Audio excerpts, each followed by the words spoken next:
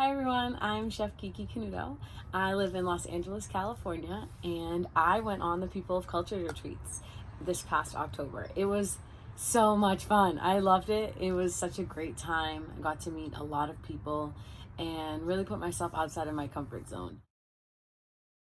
I just needed a breath of fresh air from LA. I I just didn't want to be in the city anymore, honestly, and I really just needed some time away. So I had to put myself into travel mode, and so I headed to Bali with the group. To set the record straight, this was definitely not a vacation or a mission trip. People of Culture retreats definitely set out beautiful self transformational experiences for all of their attendees, so that's exactly what it was for me. I learned more about myself in 11 days than I had pretty much all year, and it gave me the time to really reflect on my own thoughts, who I see myself becoming when I want to go back to LA. But it just gave me a lot of time to think. And honestly, like, life as a private chef can be really, really stressful. And especially living in a city where it can feel really, really chaotic at times, I needed that break. I love my work as a chef, and I'm always planning. But having a break to kind of just bring myself back down to earth and really ground myself was just so remarkable. I really loved the experience, and when Shael asked me to be a part of it and to cook for the group one of the evenings, I was like, yes, like I'm totally down to do that. I want to give what it is that I love most to people that I was growing to love over the course of 8 days. So it was definitely a for sure thing for me. So this trip would not have happened without the help from family and friends. I created a GoFundMe page about 2 weeks before the trip. Like, no joke. Like, I met Shael probably a month before, and then I was telling her a week later, I'm totally coming on this trip. And then I was looking at my life and I was like, how am I going to do this? How am I going to afford this trip? And so she recommended that I set up a GoFundMe page like many past attendees have. And so I did.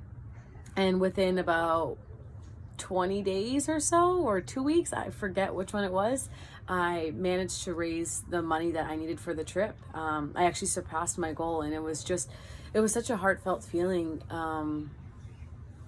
To know that there were people out there that wanted me to have this self transformational experience, and to be able to go cook for a group of people that I haven't even met yet in a country that I've never even been to. So when I created that page, it just kept giving me the motivation every single day that that this was possible, and that I can fundraise for this trip, So if you're thinking about going to Bali and you feel like the financial part of it is a little bit tricky for you, just know that you can reach out to people who have done GoFundMes before, including myself, and trust yourself that you're going to make that goal, because you will.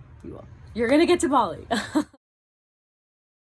So I don't think I can honestly describe the total experience of Bali as well as the food in one sentence, because it was amazing.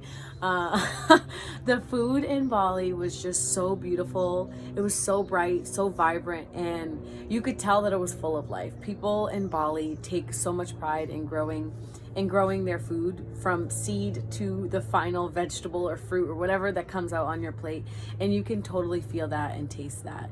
We had so many unique experiences while we were out there, and as a chef, I was just like, every single day, just really, really excited about everything.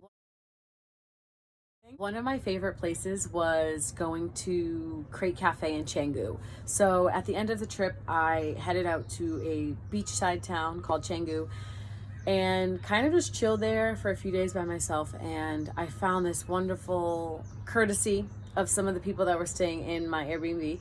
I found this wonderful restaurant called Crate Cafe, and started by this Australian woman, and her mission was just to make really, really simple and beautiful and tasty breakfast at a reasonable price for their guests. Other thing that we did as a group was we went to the New Earth Cooking School, which is in Tabanan, and that place blew my mind. Like, I walked in there and I was like, what is this? Where can I have this back at home?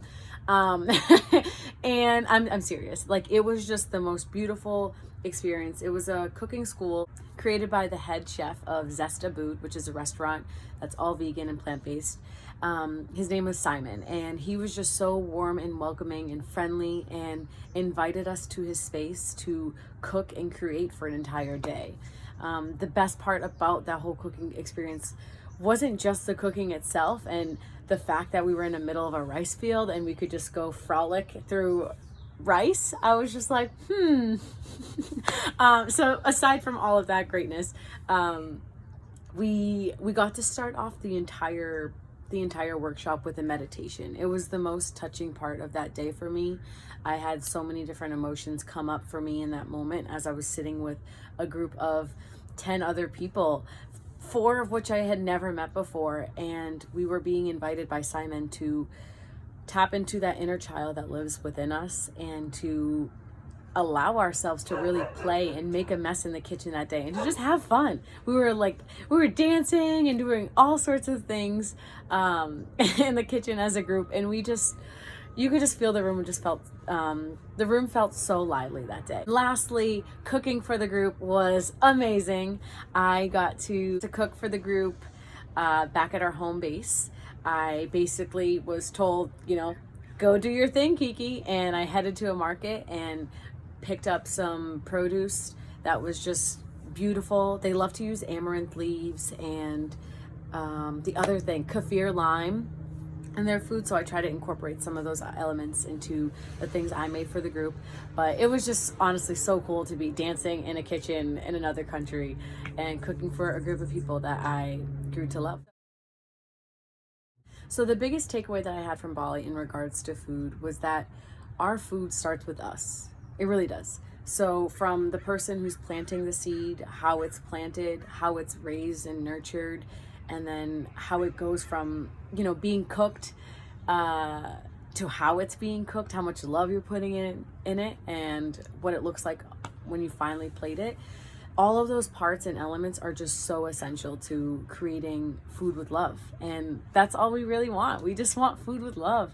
And having that experience in Bali really reminded me of all of those different things, and how to be more intentional with my cooking. So not eating with guilt. If, I really want to indulge in a cookie, just eat the cookie. Shael would always remind us to enjoy the foods that we were eating and not to think about the shame or the guilt around it. And that really changed my perspective on a lot of things. And then I really felt connected to the food, particularly cooking at the new school, and the simple exercise of just meditating on what it is that I was actually doing that day. I was cooking with a group of people, and that's what I wanted to put into the food. I didn't want to put anything else. I wanted only positive energy to go into what it is that we were doing that day, and that's exactly what came out. I mean, the table was filled with so many great dishes. So, back in LA, I'm really learning to remind myself of these things every single time that I cook. So be intentional, have the focus on what it is that I'm doing. Don't think about all the things that I don't have, or maybe negative things that are coming up for me. Just really be present with the food and put everything that I have into it. This trip was so important to me because I really gave myself that time and that space to be honest with where I am at in my life and how I see myself, and the visions that I have for my future. So I got to have all of that time to really process those things while I was there, and it created such an impact on me, and I could tell that it was creating such an impact on the other people in the group with whatever stories that they were going through. You could kind of feel we were all changing, we were all growing every single day, and that's what made this trip so important. We were just transforming. So this year I put myself through a lot of negative self-talk, and I could find these patterns in my everyday life. It was kind of impeding on even how I worked, and so going to Bali really helped me kickstart that foundation where I started to undo a lot of this. So a lot of that narrative that I was telling myself kind of was just being undone slowly every single day. And it just, it made me realize that like I am still deserving of love every single day, and I don't need to talk poorly of myself or to shame myself or to do all these things for, you know, what I've done in my past. I just need to learn from those mistakes that I've made and to not make them again. And so when a trip does that for you, you're like, holy shit. Wait, am I supposed to swear? When a trip does that for you, you're like, wow, like this is absolutely amazing. The fact that there are spaces for this, that for these moments to exist in our lives, is just wonderful. So if you're looking for a self-transformational experience, one that's really gonna cause you to open up your eyes and to be uncomfortable, whether it's you've never left the country before or you've never traveled with a group of strangers or whatever the case may be, if you just know that you're in need of self-transformation, please sign up for People of Culture retreat. Like, they are going to change your life regardless if you want it or not. But I'm assuming that you want it if you're signing up for it. But if you really want something to really impact your life and to be around a group of wonderful people, do yourself a favor and go on a trip. Look at her go. Look at her go. One hand. One hand.